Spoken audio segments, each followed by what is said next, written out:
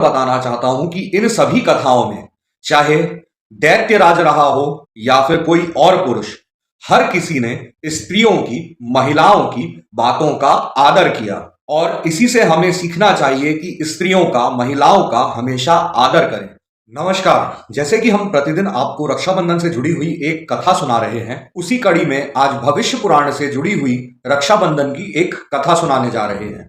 और मैं आपको एक चीज और बताना चाहता हूं कि इन सभी कथाओं में चाहे दैत्यराज रहा हो या फिर कोई और पुरुष, हर किसी ने स्त्रियों की, महिलाओं की बातों का आदर किया। और इसी से हमें सीखना चाहिए कि स्त्रियों का, महिलाओं का हमेशा आदर करें। चाहे रक्षा सूत्र का बंधन वह आपको बांधे या ना बांधे, मगर हमेशा स्त्रियों का आदर करें। तो चलिए अब सुनते हैं भविष्य पुराण के अनुसार जो रक्षाबंधन की कथा है। सतयुग में एक वृत्रासुर नाम का दानव था। वृत्रासुर ने देवताओं से लड़ाई कर कर स्वर्ग पर जीत हासिल कर ली थी। इस असुर को वरदान मिला था कि इस पर किसी भी अस्त्र और शस्त्र का प्रभाव नहीं पड़ेगा, और इसी कारण इंद्र बार बार वृत्रासुर से पराजित हो रहे थे। और देवताओं की जीत के लिए महर्षि दधीची ने अपने शरीर का त्याग कर दिया था, और उन्हीं की हड्डियों से अस्त्र और शस्त्र बनाए गए।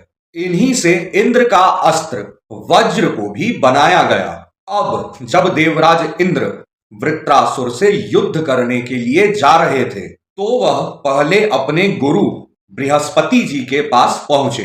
तब उन्होंने अपने गुरु बृहस्पति जी से कहा कि मैं वृत्रासुर से अंतिम बार युद्ध करने जा रहा हूं, और इस युद्ध में या तो जीत हासिल करूंगा या फिर पराजित होकर लौटूंगा। और इस संवाद को सुनकर देवराज इंद्र की पत्नी चिंतित हो गई, और उन्होंने अपनी साधना और मंत्रों के बल पर एक विशेष रक्षा सूत्र को तैयार किया और उसे देवराज इंद्र की कलाई पर बांधा।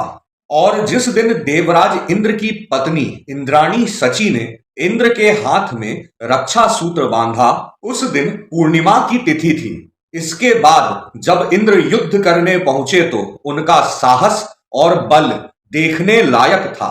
फिर देवराज इंद्र ने अपनी ताकत के बल पर वृत्रासुर को मार गिराया। इस कहानी से यह भी पता चलता है कि अपनी सुहाग की रक्षा के लिए पत्नी अपने पति के हाथों पर रक्षा सूत्र बांध सकती है।